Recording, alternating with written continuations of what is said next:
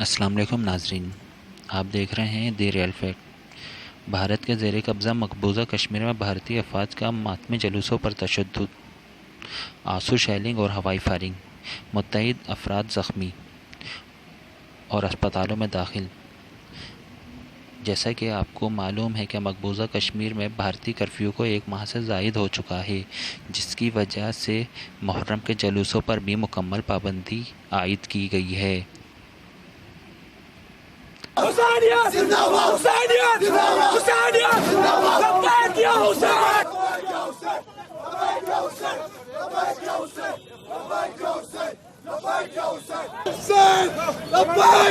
حسین